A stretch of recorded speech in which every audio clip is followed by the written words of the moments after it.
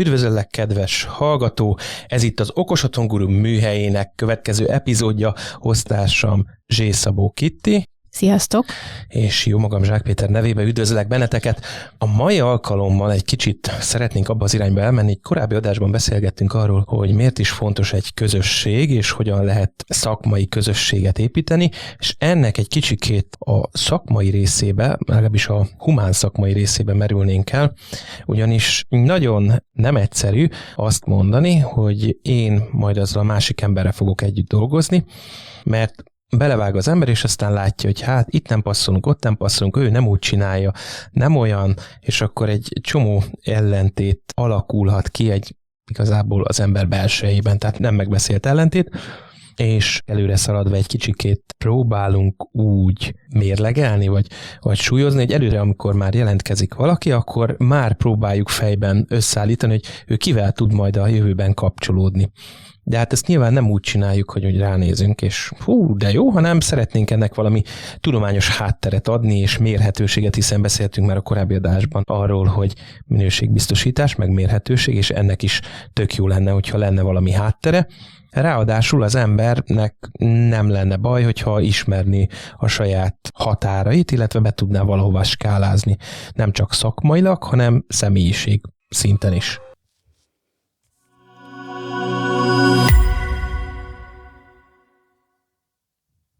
Jó, mondom? Hát tulajdonképpen igen, illetve még egy olyan pontra visszamennék, hogy nem csak a közösségi szinten, de egyéni szinten is. Ha valaki azt mondja, hogy ő okos otthon telepítő szeretne lenni, akkor az úgy önmagában egy elég tág fogalom, és igazából itt sok mindenről beszélhetünk. Onnantól kezdve, hogy valaki kifejezetten szerelni szeretne, odáig, hogy projektet akar menedzselni, meg egy egész céget visz a hátán, ami ezzel foglalkozik, és mindenkinek meg kell találni azt a pontot, amiben ő jó. Mert lehet, hogy valaki egy egyszemélyes vállalkozásban el tudja vinni az egészet, de az is lehet, hogy valaki meg majd csapatban fog tudni dolgozni, mert össze kell válogatni azokat a személyiségtípusokat, akik tulajdonképpen összerakják a kerek egészet. Abszolút, és már mondhatnám, hogy mindig az első alkalommal elkeserítjük az embereket, és szembesítjük őket a valósággal, de ezzel szemben az a tapasztalat, hogy azért, és ez büszkeséggel tölt el a jelentkezőkkel szembe, hogy van olyan önismeretük, hogy azt mondják, hogy igen, ez végül is valóban így van, és ezt ők is így látják magukkal szemben, hiszen az egy nagyon fontos paraméter, hogy az ember a saját képességeivel tisztában legyen, és azokat jó helyre tudja rakni, hiszen akkor kevésbé éri csalódás a jövőben, és sokkal jobban tudja skálázni magát, hiszen minden elérhető, csak kérdés az, hogy mikor mennyi munkával tudja elérni az adott ember. Tehát lebeszélni sosem szoktunk senkit arról, hogy vállalkozást kezdjen, vagy hasonlók, de jó, hogyha tisztában van azzal, hogy ő a saját hozzáállásával nagyon zárkózott, nem szereti az embereket ránézni se, nem feltétlenül lesz egy szélzes pozíciójú, de általában ezt azért már tudni szokták a hallgatók, és szerencsére azt mondhatom, hogy ennek kimondása után sokkal könnyebben tudnak kapcsolódni egymással is. Igen, meg jobban tudják saját magukat is utána irányba állítani tulajdonképpen, de lépjünk egy gondolattal vissza, ugye, hogy hogyan is jut el valaki odáig, hogy egyáltalán itt a személyiségét feszegetjük. Ugye, amikor valaki jelentkezik a telepítő képzési programra, akkor nyilván van egy első szűrő, amikor ugye van egy beszélgetés a Dórival, aki ténylegesen egy konzultációba felméri, hogy neki mik az igényei, milyen céljai vannak, tehát hogy tényleg csak az vágjon bele, aki ezzel szeretne foglalkozni, és ne csak még egy papírt akarjon fölakasztani a falra, mert igazából ennek nem az a célja, ugye egyébként is a képzésnek nem maga a papíra a kimenete, hanem maga az a tudás, amit igazából mi átadunk neki, és akkor a következő lépcső, amivel szembesül, hogy elkezdi a képzési programot, és ráborítunk 3 tesztet. Az első 2 az még nagyon lightos, tehát itt egy ilyen általános helyzetfelmérésről van szó először, hogy ő az elméleti, gyakorlati, üzleti tudását hogyan értékeli néhány pontban, ez egy pár perc alatt kitölthető, utána következik a szakmai, az sem olyan nagyon hosszú, nyilván az egy kicsit bővebb, egy alapszakmai tudást felmérünk. És akkor utána jön a harmadik, amitől azért először hirtelen meg szoktak rökönyödni, amikor egy 1,5 órás személyiségtesztet én kitölthetek velük, és akkor ezen a ponton ők még nem szokták érteni azt, hogy ez miért van, és amikor elkezdődik a képzés, akkor az első lépés mindig az, hogy ezeket a teszteket kiértékeljük, és akkor ott szoktam végigbeszélni mindenkivel, hogy mit is jelent ez a teszt, Ugye itt egy profile statről beszélünk egyébként, ő kap egy ilyen hosszú leírást arról, hogy hogyan értelmezi a automata rendszer tulajdonképpen az ő személyiségét, én pedig kapok hozzá egy számszerűsített értéket tulajdonképpen, amit én tudok utána neki prezentálni, hogy ez hogy is néz ki, és ezt szoktuk átbeszélni, hogy ez konkrétan mit jelent egy okos otthon telepítési folyamatban, ő ezt hogyan tudja pozitívan alkalmazni, mi az, ami hozzá passzol. Tehát ugye itt, amikor beszélünk arról, hogy milyen rendszert szeretne, és hogy olyan rendszert válaszol, ami hozzá passzol, akkor ott abban nem csak a szakmai tudása van benne, hanem a személyisége is, és ugyanúgy, hogy mi passzol neki, nem csak a rendszerre vonatkozik, hanem ténylegesen a hosszú távú működésére, hogy ő egy egyéni vállalkozó lesz, vagy esetlegesen egy csapatnak egy olyan tagja, aki kifejezetten a kivitelezéssel foglalkozik, vagy ő egy tervező lesz. Ugye itt mindig a sales meg a kivitelezést feszegettük, ugye ez egy pontja az egésznek, hogy az introvertált skálán hol van, és annak van erre nagy hatása, de ha mélyebbre megyünk, akkor itt azért csomó minden más is van, amit érdemes figyelembe venni. Igen, és ez azért jó, mert az ember az elején szembesül azzal, hogy amit ő célt kitűzött, az mennyire fekszik neki, mennyire van távol, hiszen ha már feszegettük a korábbi adásban, hogy azoknak az embereknek, akik elvégeznek valamilyen gyártói képzést, hány százaléka lesz valóban telepítő, és ennek viszonylag alacsony, tehát 1 és 3% közötti számról beszélünk, akkor ennek többek között ez is az oka. Tehát ha valaki arra gondol, hogy ő okos otthon telepítő lesz, akkor a legtöbb esetben fejben akkor mondjuk egy egyéni vállalkozó képe jelenik meg, kvázi mint egy villanyszerelőjé, aki járja a környéket, és ő telepíti az okos otthonokat. Viszont nem csak ez lehet a kimenete. Ugye az alapján mi nagyjából egy ilyen 5 kategóriát próbáltunk besorolni, hogy egészen onnantól kezdve, hogy valaki mondjuk villanyszerelő, és ő csak mondjuk előkészíti a hálózatot, megint csak a korábbi adásra utalnék vissza pont azért, mert neki nem fekszenek a réteg megoldások és azok a megoldások, amik ilyen határsávokat feszegetnek, és ő maradna mondjuk a saját munkájánál. Ugyanez igaz a másik oldalról, tehát hogyha valaki csak a programozás részét szeretné, és semmiképpen sem akar más részbe belefolyni, egészen a másik oldalon a végén, amikor valaki project managementet csinál, és ugye egyik sem jobb a másiknál, csak teljesen más, szépen fogok fogalmazni, skillsettet igényel, másmilyen hozzáállást, másmilyen személyes hátteret, másmilyen indítékokat és személyes motivációt fog igényelni, és nyilván ez már az elején egyébként nagyon jól látszik, hogy ki hova húz igazából típusban, és nem feltétlenül jelenti azt, hogy ő most abba a skatujába kell, hogy belerekedjen, hanem pont arról van szó, hogy mi is az út, amit meg kell odáig tennie, hogy egy alap hozzáállásból eljusson valameddig, hiszen említettük, hogy ha már nem csak szakmailag kell az embernek képeznie magát, hanem hát kvázi vállalkozó akar magából képezni az ember, akkor vállalkozóvá váláshoz is eléggé komoly utat kell bejárni, és nem csak vállalkozás szakmailag, hanem személyiségileg is, úgy gondolom. Igen, ami ugye fontos, hogy nyilván az embernek vannak bizonyos személyiségjegyei, amik alapvetően nem változnak. Tehát tudunk úgy viselkedni, mintha nem olyanok lennénk, tehát bármelyik nagyon introvertált ember is be tud állni egy hatalmas buli közepére, végtelen mennyiségű energiát fog tőle elégetni, tehát ez kérdés, hogy ez megéri-e. Ugyanígy az összes többi személyiségjeinél is fontos az, hogy tisztában legyünk ezzel, hogy honnan indulunk. Mondok egy példát, ugye itt pont a projektmenedzsmentről beszélgettünk. Van az a helyzet, amikor az embernek 15-20 projekttel kell egyszerre valamilyen szinten zsonglőrködnie. Van, akinek ez tök könnyen megy, tehát olyan mondjuk úgy, hogy energiaszintnek nevezzük itt a tesztben, ez gyakorlatilag az, hogy hányféle dologra tudunk egyszerre figyelni. Van, akinek ez magas, akkor az tök jó, mert ő tudja ezeket kezelni. Másfelől ennek megvan az a hátránya, hogy aki egyszerre sok dologra tud figyelni, ő nem fog tudni olyan mélységig elmerülni. Mint személyiségben, mind egyébként fizikai korlátokban is időben nem lehetséges az, hogy ennyi mindent teljes vénységéig meg tudjon valósítani. Tehát itt, aki a projekteket koordinálja, az tipikusan egy olyan ember, aki erre képes, viszont aki meg egy alacsonyabb energiaszinten rendelkezik, és egyszerre 2-3 projektnél többre nem tud figyelni, ő viszont azt olyan részletességig tudja kidolgozni, hogy az ténylegesen a végén szakmailag teljes lesz, tehát ő az, aki inkább a tervező és a gondolkodó, a másik pedig, aki összefogja. És nyilván ezek végletek. Van olyan ember, aki mondjuk ennek a skálának a közepén van, és ő egyszerre el is tud merülni, meg egyébként össze is tud fogni több projektet, de ha valaki nem a középútban módon helyezkedik el, akkor nem kell a személyiségét megerőszakolni, és egyébként az ellenkező végén dolgozni, hanem gyakorlatilag ki kell egészíteni valakivel, akivel közösen viszont pont kiadják az egészet. Na, és hogyha ezt már megemlítetted, akkor megemlítem, hogy ez nem csak a vállalkozásban, hanem egyébként családdinamikában, párkapcsolatokban is nagyon jól működik, már csak azért is mondom, mert ha ezen a 10-es skálán Kitti 7-es, én meg 4-es vagyok, tehát hogy a... 9-es. Na még jobb, tehát hogy 9-es, tehát ne is beszéljünk róla. Teljesen más a mindset, mással tud foglalkozni, viszont ez nagyon jó kiegészíti akár így a vállalkozáson belül is egymást, mert amíg az operatív részét mondjuk nálunk Kitti viszi, és ő átlátja ezt az egészet, én jobban bele tudok merülni a szakmai részekbe, és ez így van jól. A másik az, hogyha az ember látja ezt magáról, illetve látja a másikról, akkor sokkal könnyebben képes elfogadni és vele együtt dolgozni, illetve megérti, hogy hát ő miért pörög, vagy éppen a másik miért olyan csiga, még mindig nincsen készen azzal a 15 feladattal.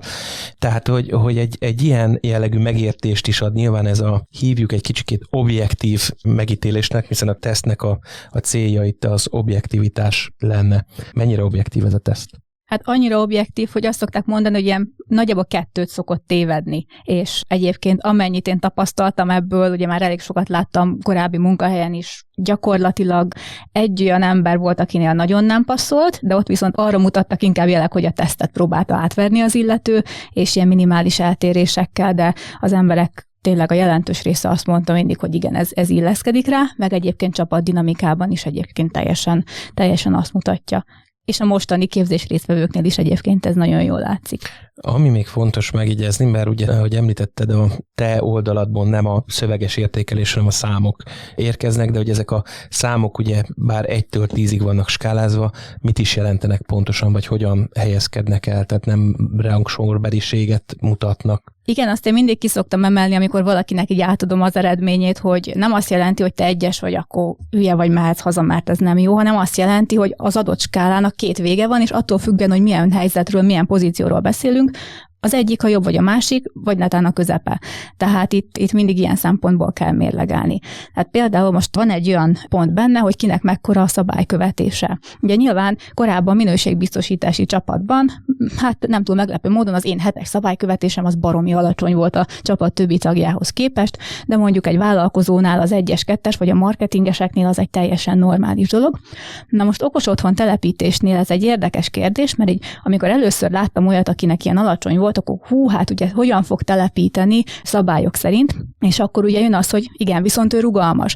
Tehát annak, akinek ilyen alacsony a szabálykövetése, az sem jelenti azt, hogy ő nem lehet jó okos otthon telepítő, mert hogy ott vannak azok a különleges projektek, ahol tényleg a világot le kell álmodni hozzá, mert olyanokat talál ki az ügyfél, hogy eszedbe nem jutna.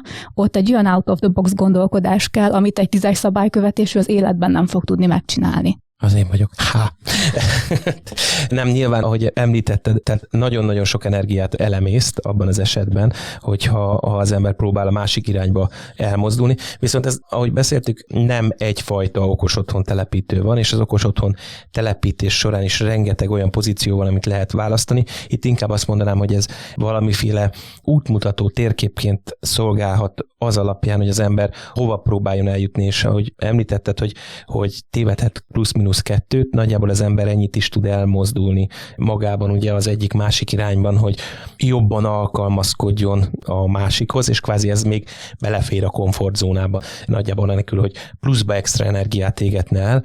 Nyilván, hogyha nagy a távolság, akkor nyilván sokkal több erő kell, akár egy kommunikációhoz, akár ahhoz, hogy az adott pozícióban, hogyha az adott pozíciónak a számait nézzük, jobban bele skatujázza magát az ember. Tehát, hogyha nyilván valakinek energiaszintje 2-es, 3-as környékén van, lehető még jó cégvezető, ezt nem feltétlenül mondom, hogy jó, ahhoz, hogy jó cégvezető legyen, ahhoz viszont neki nagyon rengeteg energiát kell elégetnie, hiszen egy cégvezető, főleg, hogyha vállalkozási irányból mozog, akkor nagyjából itt tényleg a skálának a felső részén kell valahol lennie. Igen, de legalább a közepén ahhoz, hogy ténylegesen tudjon zsonglőrködni az idejével és a rengeteg feladattal, ami nem csak a szakmai része a dolognak. Abszolút, és hogy nézzük meg, mert arról azért nem beszéltünk, hogy ez a teszt hogy épül fel. Oké, van 1,5 óra, mindenféle kérdéseket dobálnak elénk, és ott x-elgetni kell, ugye? Nagyjából igen. Alapvetően nagyon sok hülye kérdés van, ahogy visszaszokott jönni, tehát ugyanazok a kérdések kicsit másképp ismétlődnek, szándékosan nem fogok példákat mondani, mert mindenki akkor szembesüljön vele, kvázi ne spoilerezzük, és ne gondoljátok át előre, hogy vajon mit fogtok majd válaszolni. Tehát pont azért, mert nagyon sok kérdés van, ha az elején próbál is az ember túl gondolni, hogy mi is lenne itt a jó válasz, a végén már olyan szinten ösztönössé kell válni, mert amikor 86-odjára kérdezik meg ugyanazt, akkor már úgyse fogod tudni, hogy az előző 4 oldallal odébb hol és mit válaszoltál rá, tehát hogy... Hát vagy hogyha írod papíron és x-elgeted, az is elég jól látszik. Mert nyilván emögött is olyan statisztikai eltérések vannak, ami nagyon jól le lehet követni, hogyha valamikor az illető teljesen ugyanazokat válaszolja, az is ugyanolyan gyanúra ad okot, hiszen az ember tud egy picikét oda-vissza billegni és csalni. Úgyhogy nyilván ez sok esetben azért van, hogy azokat az anomáliákat, amit az ember természetes okból, akár azért, mert meg szeretne felelni a világnak, azért, vagy éppen fordítva, mert nem akar, azért esetleg másképpen, vagy önreflexió alapján másképpen próbál beírni, kvázi, amit önmagát elképzeli a helyet, hogy valójában van. Az egy idő után kiszűrődik ezen a teszten, és eléggé jól megszünteti ezt a problémát, tehát ezt a hatást, letisztítja ezt a képet. Már csak azért is érdekes, mert beszélsz arról, hogy épül fel a teszt, és akkor majd folytatom a mondatomat. Igazából most nem merülnék bele minden egyes pontjába, alapvetően 3 része van. Van egy első, ez kifejezetten a gondolkodást és a tanulást méri fel, ezt én egy dolog miatt szoktam itt nézni, hiszen ugye szinte minden adásban beszélünk arról, hogy ez egy folyamatosan, dinamikusan fejlődő piac. Ha valaki nem tud ezzel lépést tartani, akkor nyilván ezzel érdemes az elején tisztában lenni, mert nem jelenti azt, hogy nem fogja tudni, de akkor lehet, hogy érdemes olyan szegletét választani, ahol kevésbé fog újdonság bejönni, tehát nem biztos, hogy neki mondjuk az AI-hoz köthető okos otthonokkal kell foglalkozni, de mondjuk a villanyszerelési előkészítésekben talán nincs olyan nagy dinamikus változás hétről hétre, amit esetleg ilyen szinten kellene követni. A második rész az a viselkedés, ugye ide tartozik az energiaszint, a szabálykövetés, a társas kapcsolatok, sok minden más, meg például még az objektív értékítéletet ki szoktam még emelni itt a telepítésekkel kapcsolatban. Ez ugye azt mutatja meg, hogy valaki mennyire az érzelmek, és mennyire az objektív tények alapján hoz döntést, és itt olyan szinten nagy felelőssége van a telepítőnek, hogy azért elég hangsúlyos objektív rész van a rendszerek kivitelezésében. Viszont az ügyfelek sokszor érzések alapján döntenek, és ebben van a felelőssége, hogy az ügyfélnek az érzés alapú döntését azt megfelelően csatornázza össze a tényekkel, és hogyha olyan dolgot talál ki, ami tényleg nem lehetséges, akkor azt a megfelelően tudja kommunikálni. És akkor a harmadik rész, csak hogy akkor a végére érjek az eredeti kérdésnek, az kifejezetten az érdeklődés, a belső motiváció, hogy mi az, ami hajtja az embereket. Itt azért nem túl meglepő módon egyébként a műszaki érdeklődés volt az, ami mindenkinél azért eléggé magas rangsorral szerepelt ugye az eredményekben. Nyilván amit még változhat, az maga az, hogy ki mennyire vállalkozó típus, tehát ez is informatív egyébként, hogyha valaki tényleg vállalkozóként motivált, akkor neki nyilván egyértelmű, hogy ebbe az irányba kell menni, de hogyha valakinél ez nagyon lentre sorolódik, akkor ott érdemes elgondolkodni szintén, hogy érdemesebb inkább valakivel együtt dolgozni, és nem pedig egyedül vinni a hátán ezt az egészet.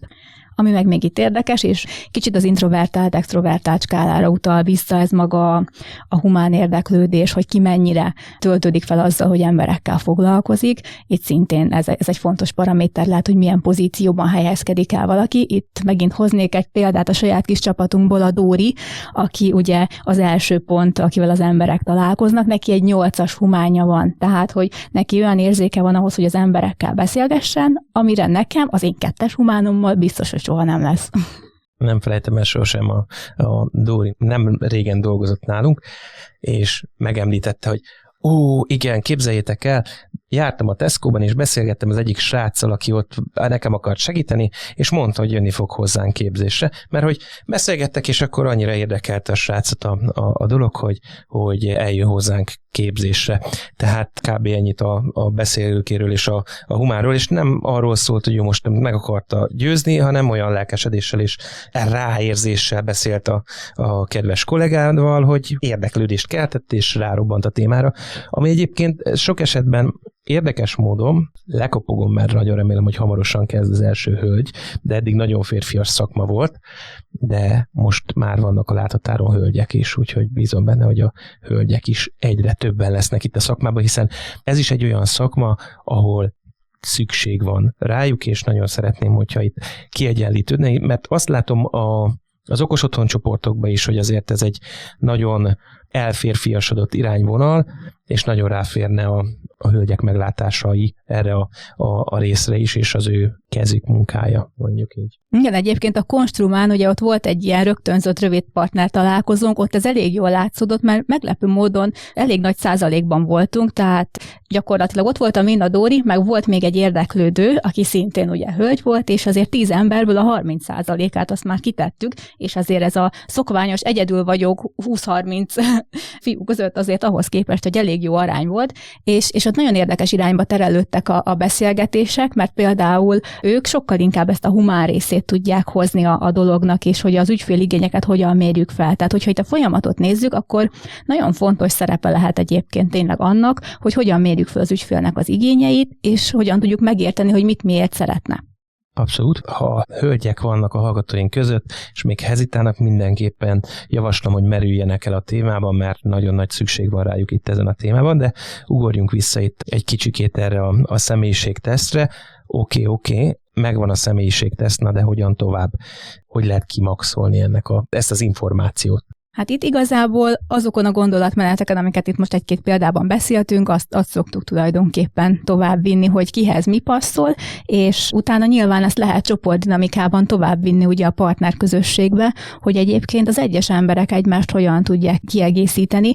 Ugye erre már vannak is ilyen szempontból terveink, ugye a Smart Home Camp első napján lesz egy partnertalálkozónk, és ott én kifejezetten ezzel készülök, hogy egy ilyen workshop jelleggel ezeket kielemezzük, hogy akkor az ott lévőknek milyen személyiségjegyei vannak, és ők egyébként hogyan tudják tényleg egymást kiegészíteni, hozzátéve azt is, hogy nem csak a személyiség részét, de akár a szakmai hátteret is, és gyakorlatilag egy ökoszisztémaként hogyan tudnak együttműködni, hogyha szeretnének. És tegyük hozzá, az még egy nagyon-nagyon érdekes kérdés, hogy akik úgy az elején látjuk, hogy rögtön egymásra találtak és jót beszélgetnek, az ő személyiségjegyeik hogy esnek egybe, mert érdekes úgy figyelni egy-egy beszélgetést, hogy te úgy nagyjából képbe vagy, hogy ők hol helyezkednek el ezen a skálán. Ez így van, tehát máshol erre már volt példánk, amikor így kifejezetten elővettem a Profiles tesztet, hogy na ő biztos, hogy a skála egyik végén van ő meg a másik, mert így annyira mind a kettő mondta az igazát, és nem értették egymást, és egyértelműen ott volt, hogy igen, az egyiknek van egy 1-es energiaszintje, a másiknak egy 8-as, és nyilván nem érti az egyik, hogy a másik miért nem csinálja meg a harmadik feladatot, a másik nem érti, hogy a második után miért kapott egy harmadikat. És miért nem csinálta meg rendesen azt a másik 2-t, így van. Tehát már az ő skáláján. Tehát abszolút mondjuk úgy, hogy ezzel nagyon jó össze lehet hozni az embereket, és közelíteni lehet, mert onnantól kezdve, hogy az ember saját magát el tudja helyezni a skálát, akkor sokkal megértőbb a többiekkel is azon a skálán, hiszen érti a skálán való elhelyezkedés lényegét. Úgyhogy nagyjából erről szól ez a dolog. Ez szépen hozzátesz egyébként ahhoz a minőségbiztosítási részhez, amiről már beszéltünk egy kicsikét a korábbiakban, meg amit okos otthon szinten is igyekszem hangsúlyozni, hogyha nem mérünk, és nincs egy alapértékünk, akkor nagyon nehéz bármit hozzá hasonlítani. Itt is ugyanez igaz. Nyilván a belépő szintnél is, tehát hogy azért csinálunk egy ilyen rövid tesztet, hívjuk tesztnek, hát nem teszt igazából, csak egy felmérés, mert nem feltétlenül arra vagyunk kíváncsiak, hogy mennyit tudsz az elején. Nyilván látjuk a végén a fejlődési listán, hogy ki, amikor beérkezett, mit tudott, meg kiment, mit tudott, tehát ez is egy fontos, de inkább arról szól, hogy hogyan gondolkozol, itt is jobban lehet látni azt, hogy mennyire áll rá az agyad arra, amit ebben a szakmában csinálni kell, és ez egyébként viszonylag gyorsan kiderül a szakmai tesztől, tehát nem feltétlenül arról szól a szakmai teszt, hogy te mindenre pont úgy adtál választ. Egyébként a kérdésnek egy jelentős százalék olyan, amelyik több kimenetelű lehet, tehát hogy nincsen exakt jó válasz a kérdésre, és nem is csak kifejtős dologról beszélünk, hanem egyébként is csak, hogy ő hogyan gondolja, mit hova lehet berakni. Ebből én is tanulok egyébként, mert egy fontos paraméter, hogy aki hozzánk érkezik, az mit vár el, milyen háttérrel rendelkezik. Igen, és akkor még itt visszamegyek akkor az első tesztre, ugye itt a helyzetfelmérésre, hogy ott is hasonló a helyzet, tehát hogy nyilván ott azért fontos, hogy lássuk, hogy szerinted te honnan indulsz. Tehát, hogyha valaki végig tolja egyesekkel, hogy tényleg ő azért jött, hogy tanuljon, mert ő még nem tud semmit, akkor ott ez egy viszonylag egyértelmű dolog. De aki mondjuk magasra rakja ezeket a pontokat bizonyos területeken, ott vele jobban kell együtt dolgozni azon, hogy megértsük, hogy mi az, amit ténylegesen tud, mert ugye itt többször beszéltünk már ugye a tanulási görbéről, amikor valaki hirtelen azt hiszi, hogy mindent tud, és van egy pont, amikor rájön, hogy az a minden az igazából majdnem a semmi, és utána kezd el egy tényleges tanulási ciklusba bekerülni, hogy nyilván ezeket célszerű látni az elején, hogy az ő maga által gondolt tudása, az ténylegesen hol van. Ugye itt a Tóth szerepet itt szoktuk emlegetni az ő 10-es skálájával, amikor örült, hogy nem tudom én, mit szereltünk be először nála a lakásba, és hogy akkor ő most már hanyas szinten van vajon az okos otthon felhasználók között, és akkor már eddig ő egy olyan 2-esnek gondolta magát, hogy lehet, hogy már 4-es, és akkor a Peti meg elkeserítette, hogy hát még most a 2-es aljánál van nagyjából. Igen, tehát az minden szakmánál így van, hogy minél többet tanul az ember, annál kevesebbet tud, és annál jobban átlátja, hogy mennyire nem tudja azt a sok mindent, ami maga előtt van. Ebbe a szakmában már csak azért is különösen igaz, mert napról napra új tanulnivalók érkeznek a piacra, tehát ezt mindet tudni lehetetlenség. Bocs, az AI valószínűleg tudja, de nem osztja még egyelőre meg velünk ezt a rengeteg információt emészthető formában, de ahhoz, hogy átlássuk ezeket, és tudjuk, hogy hova kelljen fordulni, ehhez folyamatosan fejlesztenünk kell magunkat, és ugye erről is beszéltünk egy korábbi adásban, hogy ez miért is nagyon fontos. Jó, akarunk még valamit megemlíteni? Szerintem most nem erüljünk bele nagyobb részletekbe, mert aztán itt töltenénk az egész napot. Jó, rendben van. Ha kérdésetek lenne bármelyik ilyen jellegű tesztünkkel kapcsolatban, vagy meglátásotok van, vagy élményetek van ezzel kapcsolatban, akkor nyugodtan írjatok nekünk. Ezzel kapcsolatban a show notes-ban megtalálhatjátok elérhetőségeinket. Természetesen az Okos Otthon Telepítek Facebook csoporton keresztül bármikor elérhettek minket, illetve e-mailben is megkereshettek minket. Lehetőségetek van beszélgetni a többi Okos Otthon rajongóval, illetve telepítő kollégával, úgyhogy legyetek ti is tagjai minden esetben ezeknek a csoportoknak, és várjuk a veletek való találkozást. Tartsatok a legközelebbi adásban is velünk. Sziasztok! Sziasztok! Ez volt az Okos Otthon Guru műhelye. Köszönjük, hogy velünk tartottatok. Jövő héten folytatjuk.